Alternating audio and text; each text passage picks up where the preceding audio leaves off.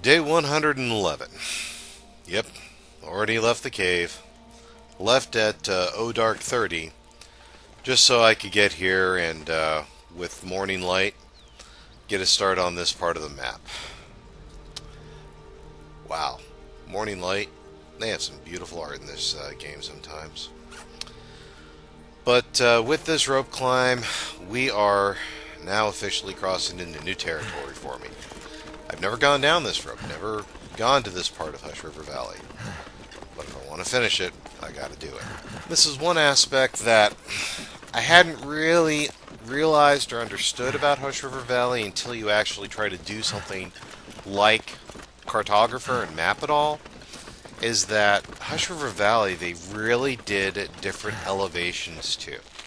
There's a lot in the same areas, but on different elevation levels, and you've really got to be making use of your rope work to do it. And you got to do a lot of double ropes, you got to do a lot of long ropes, you've got to use your rest ledges on those ropes. So it's definitely a place to be conservative. You've got to think ahead, minimize your weight, and horse.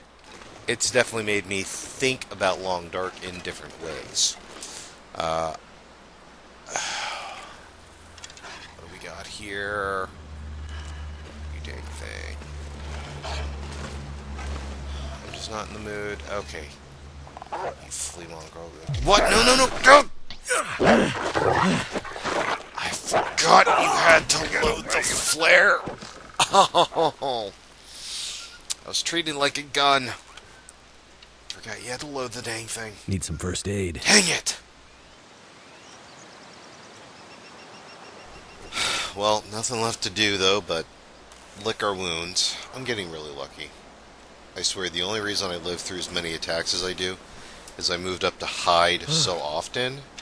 And especially since I'm out here trapping and everything, I've been keeping my hide up to date. I've been actually in those evening hours after we say our goodbyes, but before I actually turn in, I'm mending a lot of clothing. So let's actually load the thing now. I hate this sometimes. Okay. Did I drop anything? I gotta remember to do that. So there's one time where I lost a bow. And I didn't want to show everything on camera, but I actually spent one day, went all the way back to Milton to carve a new bow. I actually don't really mind the attack too much, because if I can find this thing, that'll give me some meat down on this level. Obviously I've carried some with me, but I haven't a ton. And I think my game plan here is similar to my game plan when I walked into Hush River Valley, is I'm going to find a cave, set up a base for whatever amount of time I'm here for, and then start doing the branching out from that base. That's a conservative plan. That's worked well for me. It's, what am I about? I gotta be at about 2 weeks here. I need to take a look sometime, but okay. Following the tracks. Where are you, flea-bitten nuisance? I'm trying to look ahead a little bit. I mean, I'm not supremely worried. I see wood. We got plenty of daylight to do this with, but I would like to actually be done with this.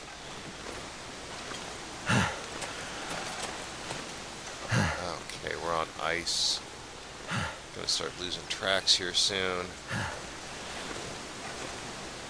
Got anything? Oh, hello. Was it worth it? Okay, so we know where we know where he is. Let's take a look here. I want to say I saw something of a cave here. So let's see if this is a cave that could be good to base out of for a little bit. I gotta say, I like the bushes right here. I like having that defensive bush. Okay, it's a cave I need.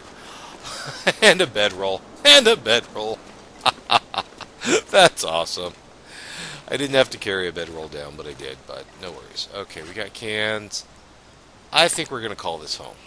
So let me drop a little gear here, get my weight down, and we'll get into this. Alright, we're back at the scene of the, assailant. And I'm right here by a waterfall. And I just feel like I'm going to freeze if I don't get this fire going first. Wood's plentiful. And I've got matches and magnifying lenses here, so we're going to go ahead and just get a fire going here to err on the side of caution. I know it's midday, but I'm thinking if I were here right by a freaking waterfall side, man, I'm starting fire. Okay, so go ahead and get, yeah, 2 hours, yeah, okay, 26% frozen. And I know some of you are saying, just do it with your bare hands, and I know that I could, but at a certain point my time is also worth something also, and this is Stalker. This is an interloper. I'm coming across stones. I can make tools if I need to. Okay. I can't mark it yet. Okay, well that's fine. I'm not living too far away here, so... Can I take this torch just so I can, I've got one fire. If I can, I'd like to not waste another match. If it's too low of visibility to map, it's certainly too low of visibility to actually do a solar fire, but let's see if I can... No, yes, I want to keep the torch. There we are. I really wish that, you could pick up sticks easier when you had something in your hand. Your aim's got to be spot on. But I think we're going to be okay here. Alright. Yeah. It always seems like the storms are literally going through the caves. That'll come in handy. You can't do much about that. And from my days of living in caves and kind of getting used to kind of the standard cave design, I've kind of gotten the feel that this back corner is usually about the best place to set up a shop. And considering everything else, I'll set that right there. Okay. And my fire will go right next to me, still keep me warm. And where's my torch? There are, 10%. It's still enough. Yeah, I know I don't need the tinder plugs. I know I don't need tinder to start fire, but I'm busting the limbs and I'm getting them. So I'm just trying to throw them into the fire to use them and get rid of them. The only other thing I've really used tinder plugs for are trail markers.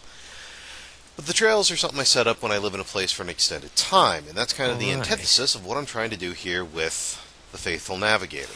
So, get this going up a little bit here. Alright. And I think we're going to go ahead and get Mr. Wolf all cooked up. Just sort of start settling in, get some of the wood unloaded, and just settle in the camp more to figure out what we're going to do. Because we're not going to go outside this. We're going to hang out in this shelter, and we're going to be smart about things. We're going to game like a think. Okay. Patience has its virtues. We've killed a little time processing some wood, settling in a little bit. But the important part is we've killed enough time that we can actually get back out here after the storm and navigate at about midday and get some of the mapping done for us and get that drawn in. So that makes me very happy to be able to do that. And while we're here, I'm thinking we are going to go... Let me check one thing real quick here. I think I may have literally left a pot on the boil. And I don't necessarily want to ruin anything. Okay. 1 minute. Yeah, literally left the pot on the boil. There we are. Okay. That'll... Okay. Add a little bit of firewood, because I don't want the fire to go out. No need for that to go out. Okay. Torch, torch. The burnout torches might as well go into that. 17 minutes. And I've got a little bit of well done cooking time. I don't know what else you call it. There's that, you know, in 17 minutes, that steak will be done. But it's going to be another, I think it's at least 10 minutes or so before it's burnt. So from what I can tell, that's its window from being cooked from done to well done. I don't know. It's the things you think of to kind of keep yourself sane in the solitude of the Great Bear Island here in the long dark. More to the point here, I'm going to make sure that while the weather is good down here, we're going to get as much navigation and map mapping done, because quite frankly, I am having a love-hate relationship with Hush River Valley. There are times where I appreciate the wilderness, and there are times where I'm so done with this. And part of me wants to press on, even though it's midday, but that mountain climb downward, plus the processing of the dog, has really sapped my energy. So I'm already starting to be redline here, so I'm going to have to play kind of conservative here for the rest of the day. So I'm kind of trying to stock up supplies a little bit. I actually am working on the 2 tin cans, so I don't think my cooking pot, but that's certainly no end of world. I'm not crying by that by any means. It just means I have to manage my water a little bit more directly and specifically. But as you can tell, food and water, not a problem here.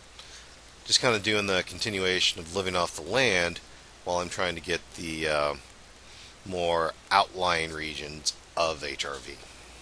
Okay, so took an hour nap just to give myself a little bit of energy. I really don't want to go completely to sleep just yet because there is still some usable daylight.